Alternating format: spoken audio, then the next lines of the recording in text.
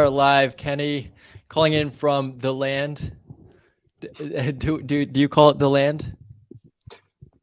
Cleveland, Believeland, the land, Believeland, whatever you want to okay. call it. All right. Yeah. I'm calling in from Austin, Texas, but I'm not really a Texan by way of New York.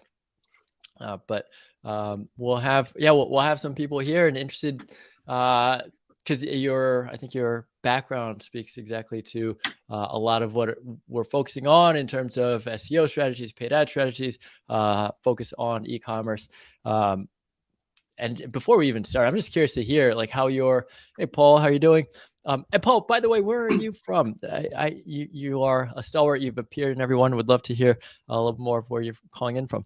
But yeah, how are things in the e-commerce space? I mean, it's like I just hear from the headlines. We have a Shopify integration. I was very deep in with the Shopify app ecosystem. Are you seeing the same thing as the headlines are saying?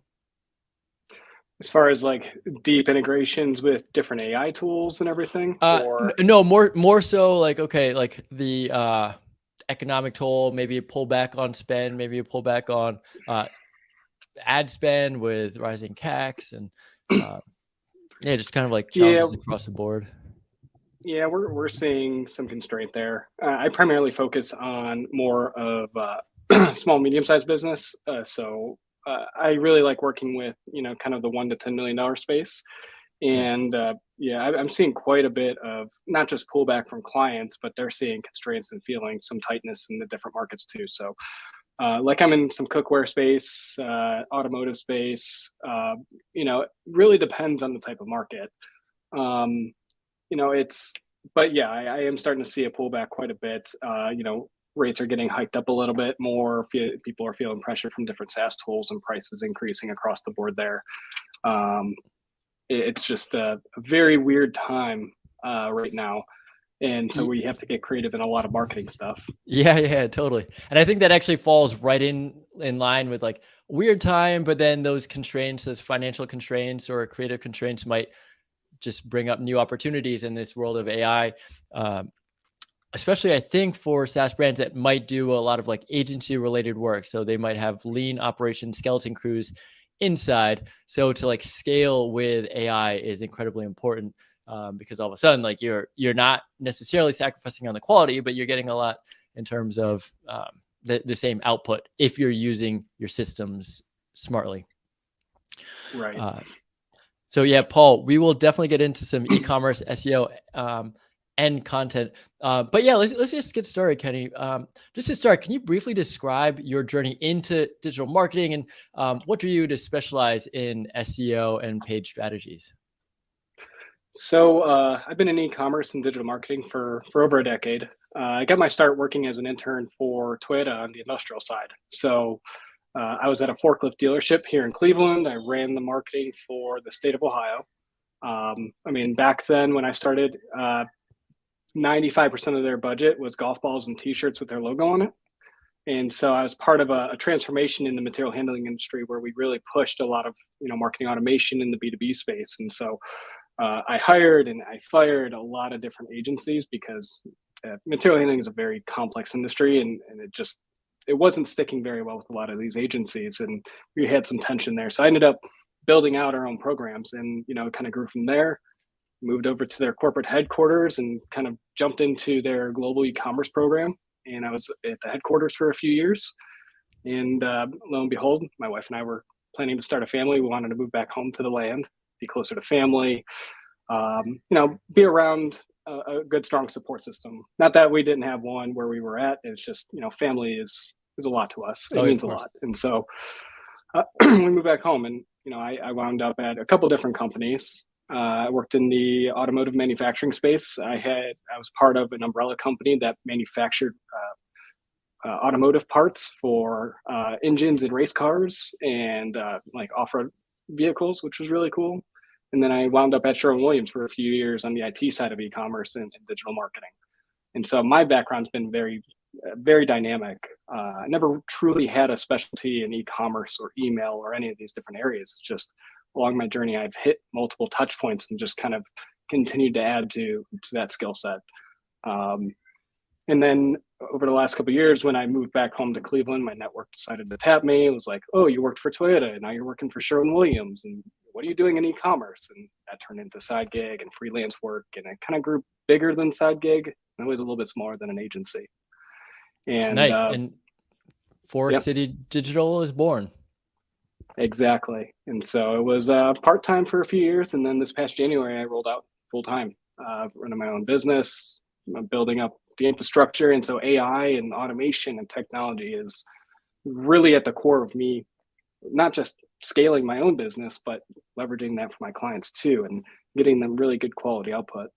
Yeah, that's really interesting is like how you're using, I mean, we're just talking about how you're using one person to scale on the e-commerce side. Same applies to the agency side. And your niche is SEO and paid ads.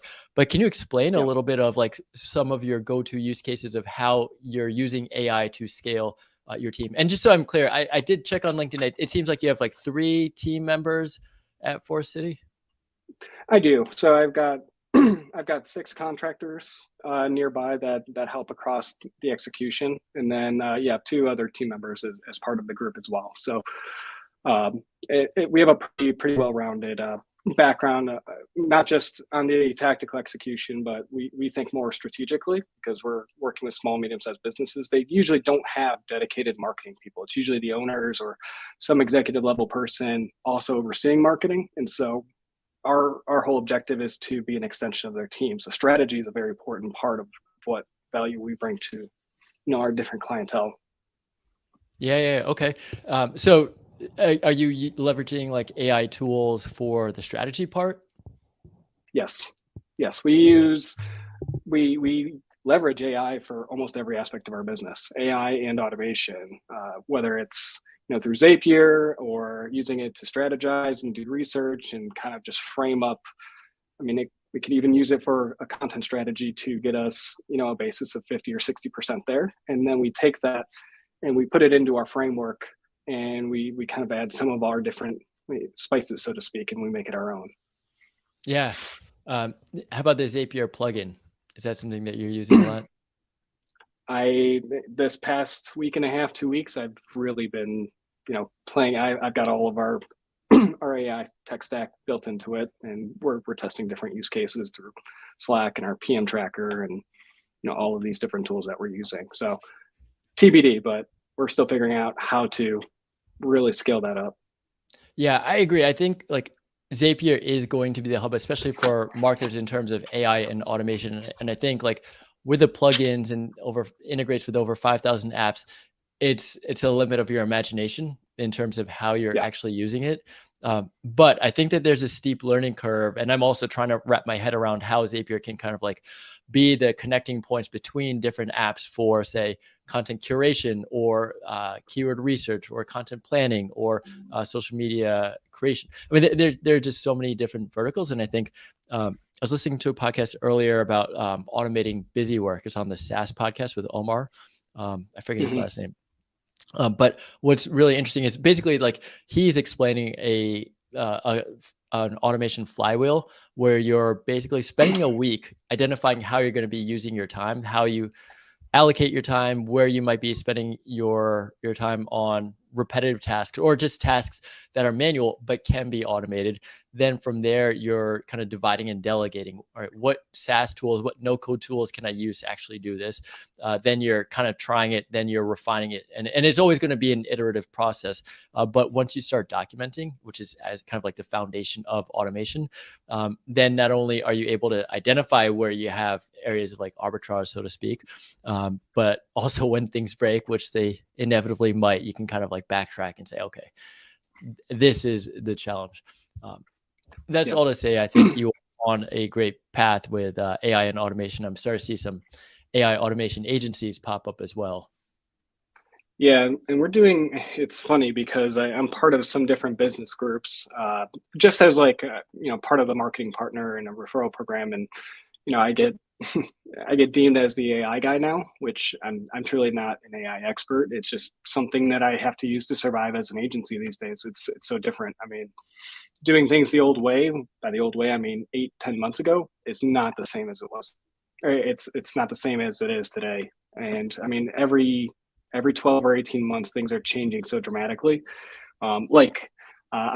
I work a lot with another agency owner. His name's David, and we've been collaborating on different ways to use Zapier. And one of the ways that we've worked on together, and he's kind of like the mastermind of like how it all connected in. But you build a Zapier stack where we're responding for local SEO to like all the reviews using a combination of ChatGPT. When a review comes in and it's 4 or 5 stars, ChatGPT writes a thank you. If it's 1 through 3 stars, it passes to customer service for a response. And then we have like, I'm sorry you had a tough experience. Somebody's going to be in touch with you shortly. And it's, ways that we could leverage that. When a company is getting maybe 100 reviews, 200 reviews a month, you can't do that as a single person. It's just not realistic. It's not feasible. And if part of your strategy, say on the local SEO side, as an example, is to do review management, you have to respond. You have to motivate people to give reviews. And if you're not using AI or automation to support yourself and your client, I mean, I'm going to be pulling my hair out. It's going to be gray next week if I'm having to respond to all those. Absolutely. So is that generally like via API?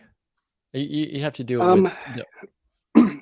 It's API. Well, in the Zapier, you tie in your ChatGPT API into Zapier.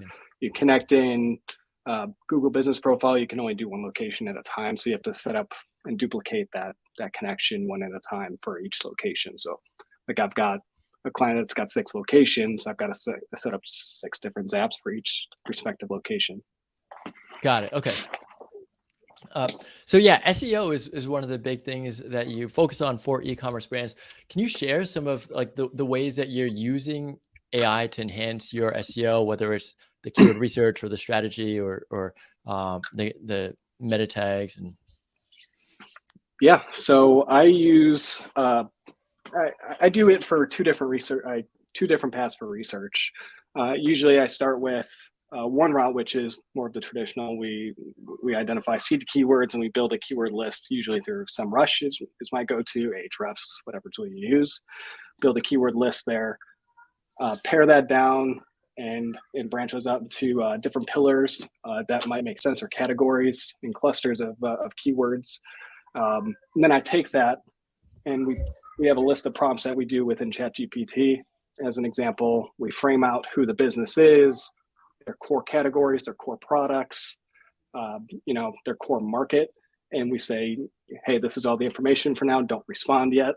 And then we have a second prompt that basically outlines their role. So we deem ChatGPT to be the marketing manager of this business. And we say, you were tasked with building a content strategy and content topic ideation. Can you help us develop a high-level strategy? And it does, kind of to spit out what you would find on pretty much any blog post. It's nothing new. But we take that a step further and we actually ask it to identify a number of different target markets that would make sense for this type of business. And so, like for my own business, and I can even screen share and show you what I do for my own business as an example. Oh yeah, sure. I love that. Yeah. And I can absolutely pull up some of these prompts because I was the guinea pig for this process. Oh, that's awesome. Let's see. Are you able to share? Tool for me, so. Oh, you should see present in the middle. Yep. So I will. Let me know if you can see my screen. Yep.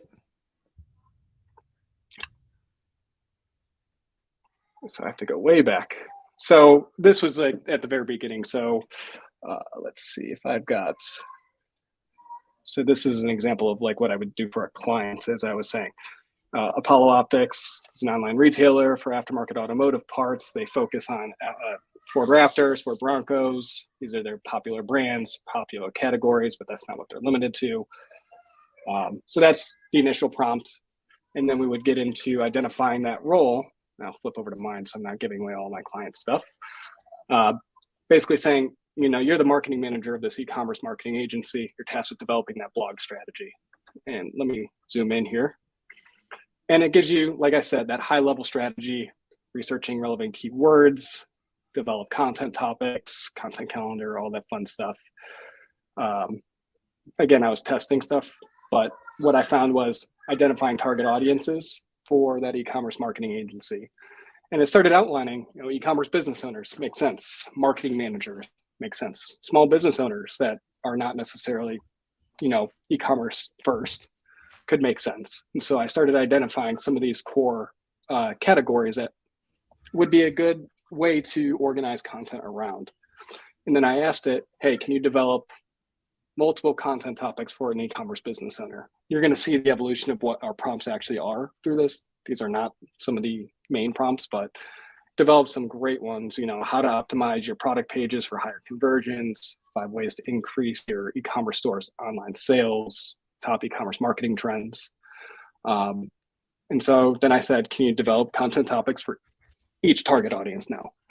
And it spit out, marketing manager as an example, the top SEO strategies for e-commerce businesses in 2023, role of e-commerce marketing, which is all great. Small business owners, how to get started with e-commerce for your small business, all really great stuff.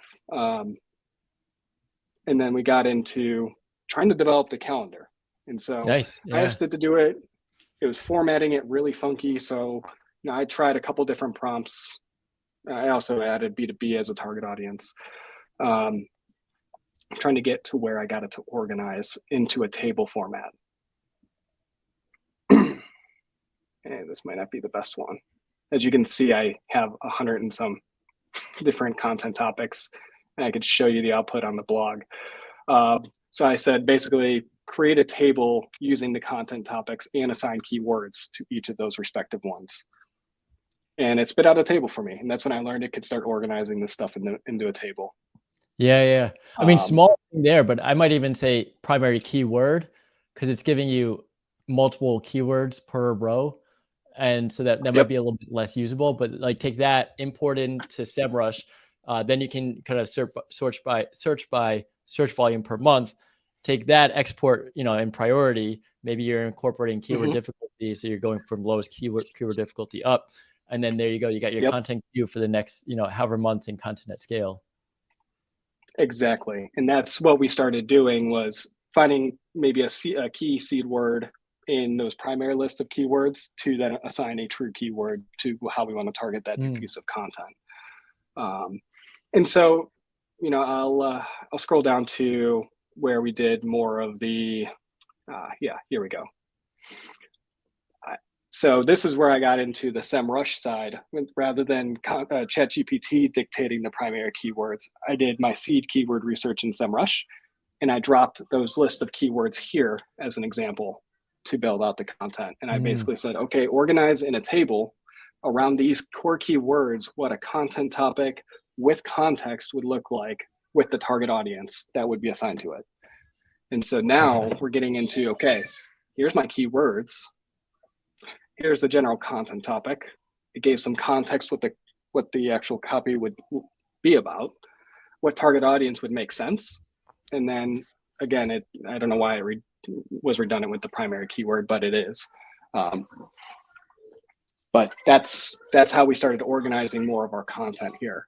How can we get a topic with maybe a few sentences of context, the target audience that it would be associated with, and then actually having that keyword tied to it so that we can bulk upload this into content at scale. That's amazing. That's really cool. So in content at scale, then you're using a keyword. You're building your content around a keyword. And then from there, are you using some of this output, like the context and stuff, for additional context in content at scale? Yes. So I bulk upload this sheet as a CSV. So I drop this into a Google Sheet. I organize it into a load sheet I have templated for content at scale. And then I upload the keyword, the content topic, and the context into content at scale. And I frame it up with a brief if necessary. Yeah. Okay. Awesome. And so can I just get a before and after in terms of like your content creation process? Like how were you doing it before? And then now, I mean, you kind of explained now, you've done the process, you'll spit it out, you'll get a piece of content in 5 or 10 minutes. Right. So the process or the framework itself technically hasn't changed much. So, I mean, the only thing curveball, I guess, this process has provided was now I have two avenues for more keyword research. It's more content-led focused, and then identifying the keyword to assign to that, or identifying the keyword first and then building the context around that keyword. So now I've got two options with the tech stack. The actual process has remained intact for us, which is really nice because it makes that transition to AI and automation a little bit more seamless for us. Don't know if that really answers your question, but prior to this stack, it was more, we're building out briefs. We use, Surfer SEO and some other tools to frame up what the piece of content would look like, be organized around, and we would build a profile for the keyword in Surfer and provide that to the client. And so what kind of results have your clients seen from organic traffic generated from these posts? So I can only speak to two at the moment because this is a relatively new process for us. I've tested it on my own site. No link building, just kind of raw content creation, leveraging the stack. So I'm the guinea pig again. We've in 6 weeks 11x'd our impressions through search, and we over doubled our organic traffic in that time frame. And again, we don't have a strong site. I've never actually focused on SEO for our Forest City Digital ever. Believe it or not, being an SEO agency, I'm just doing stuff for clients all the time. So I thought, what greater moment to try this out than my own, who can actually benefit from this and be my own use case. So I'm starting to see some leads even being generated from this content. Amazing. So just to reiterate, that's 11x in impressions and 2x in traffic in a 6-week period. Yes. Wow. And so what was the frequency of content you were publishing? So for the first 5 weeks, it's been every Tuesday and Thursday at 11 a.m. And then starting week 6, we started, which is this week, we're doing 3 a week now. So we're doing Monday, Wednesday, Friday. We'll do that for another 4 to 6 weeks. And then we're going to escalate that to 4 a week. And I just want to see what the velocity looks like without any impact from link building or anything like that. I just want to see some natural attrition. Yeah. And so you're generating leads as well. Now, have you considered the customer experience? Like, do you have different lead magnets depending on what type of content or topic you're covering in a post? I'm not that sophisticated yet on the lead magnet. A lot of my marketing efforts been more focused on like cold outreach and email automation.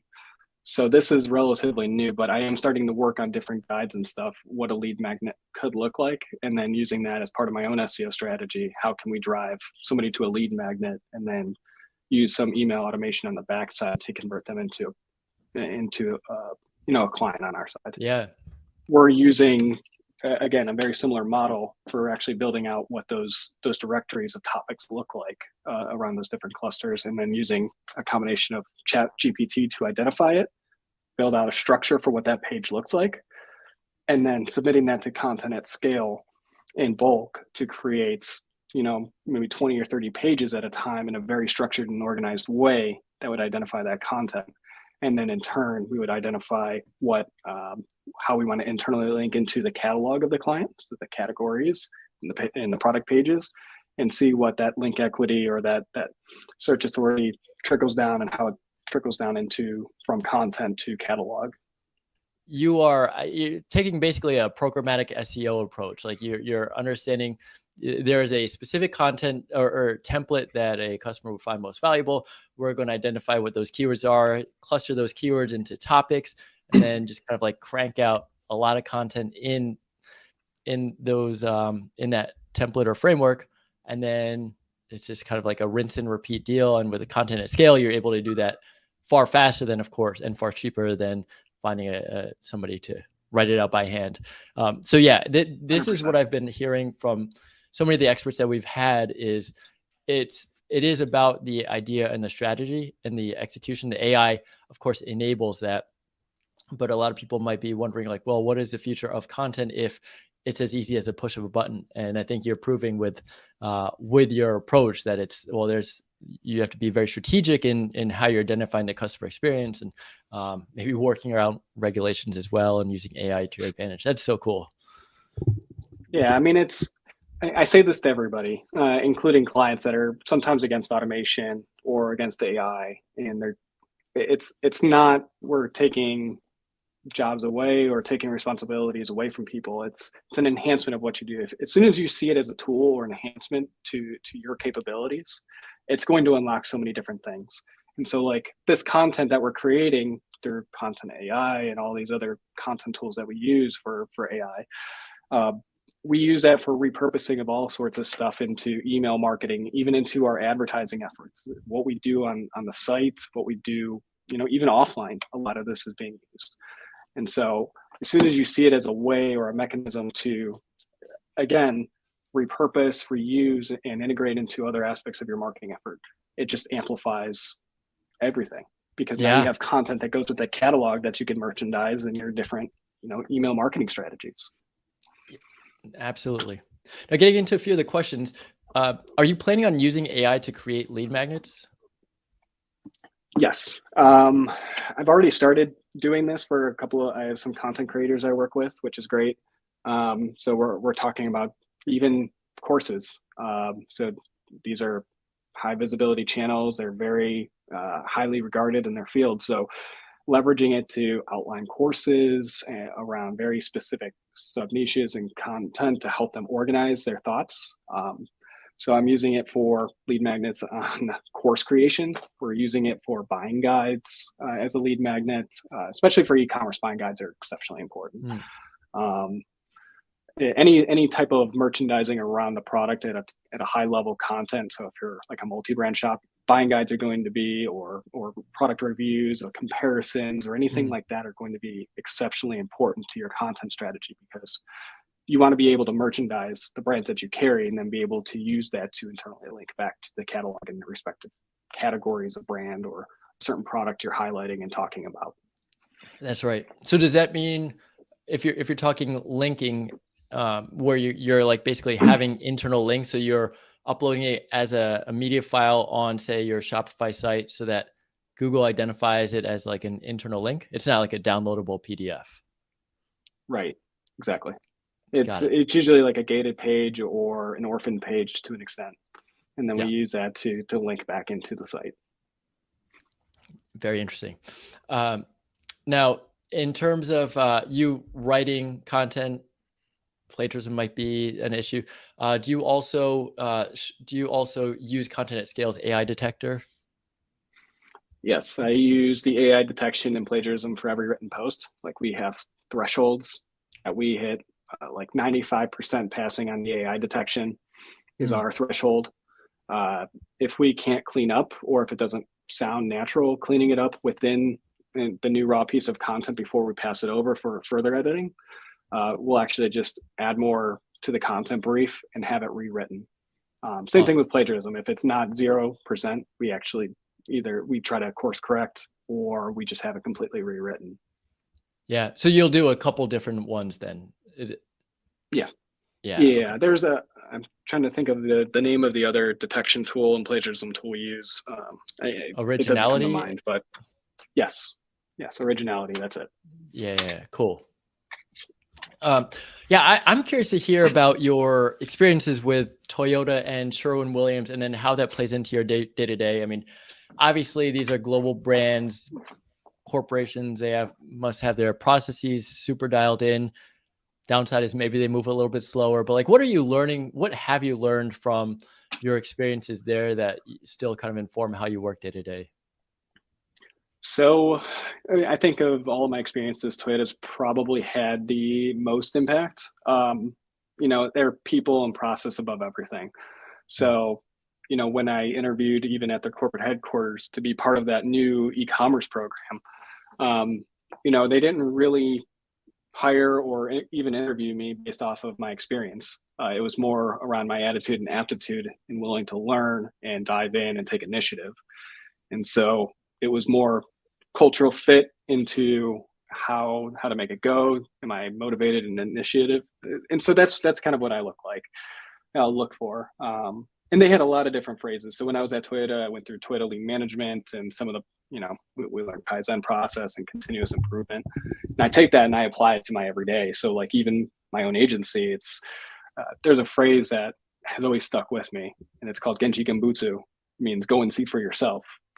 So if there's a problem in the process on the manufacturing floor, a floor manager, a line manager, or somebody in engineering would actually go down to the floor and watch and do timers and take notes and watch people do it, or even step in and do it themselves for a few hours. And so doing something like that, be able to take notes and find efficiencies in the process. Toyota had the mindset of, if you can automate and make it efficient and do everything else, and you automate yourself out of a job, you will always have a job here. That was the mindset. Yeah. And so that's something that, from a project management to customer or client communication, everything is fully integrated so that we're presenting visibility when we're making updates to a site. It updates our PM tracker. The PM tracker updates the client in Slack. And so everything, it's all about efficiency and over communication. That's really cool. I can see, looking back, how those breadcrumbs lead you to where you are now, focusing on efficiency with automation and AI, and documenting it. It's a bit naive, but Toyota is more of like a lead. Toyota.com is more lead gen for local dealerships, right? Like, you're not buying, like Tesla, you can buy a car online, right? But like some of the other ones are a little more lead gen based. So to clarify, ToyotaForklift.com was actually my website. So Toyota.com, I think they have CPQ tools like cost price quote that sends the specs to the dealership there. But they don't sell direct online because there's just probably too many configurations and spec issues, and they're just generally, when there's that many variables, it's not conducive for like just selling direct to consumer. Plus, there are laws around like dealers. You can't cut out a dealer and sell direct to consumer as an automotive company. But on the forklift side specifically, that's also something like you can never sell like a custom piece of equipment because most of them are spec'd to a warehouse. So we could never do that. So a CPQ solution was always going to be in the future. But there are simple pieces of equipment like an electric pallet jack that's $4,000 or $5,000, or a scissor lift when there's like 5 different variants. Yeah, you could sell those all day online. Oh, okay. Good to know. Thank you. Yeah. If you need a pallet Kenny, jack, let me know. Yeah, right.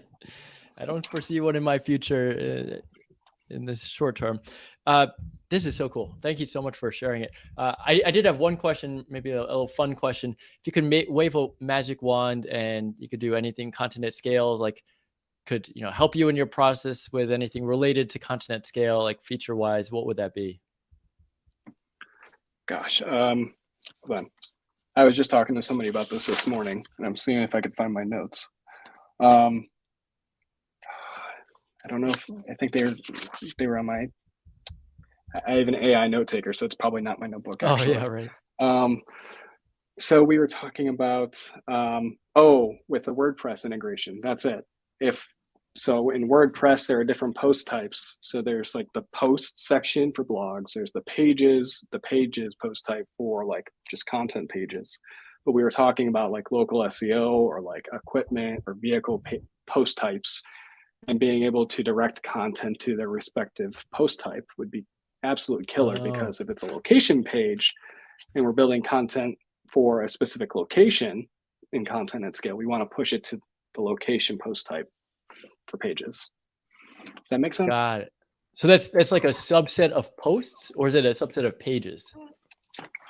It's its own post type database. So like when you get into like custom WordPress, you can create like a tab that would say equipment or a tab that says location in WordPress, and to be able to push content into the location, that would be really cool. Yeah, I got it. Great idea. Noted, and I'll keep you posted on that. But thanks for that. Yeah. Well, yeah, post types are awesome, says Paul. Yeah, Kenny, thank you. Again, thank you so much. I really appreciate you stepping forward, sharing your expertise and sharing your screen, because that was really insightful to see. From here, I'm going to just kind of summarize this, share this in the community. And I really do appreciate it, because I'm trying to like help people. There's so much knowledge in the community. And so for you to share this, and hopefully you'll be on in the audience as well, on the receiving end of other expertise. But yeah, thank you. Yeah, of course. And again, if I'm always open for, just one-on-one conversations, feel free to reach out to me, or, even in the different communities. I mean, that's the only way we keep moving forward. There's no way everybody can know everything, right? So Yeah, knowledge sharing is power. absolutely. So Kenny Trusnik, founder of Forest City Digital. Thanks, Kenny. Yeah. Thanks. Appreciate it.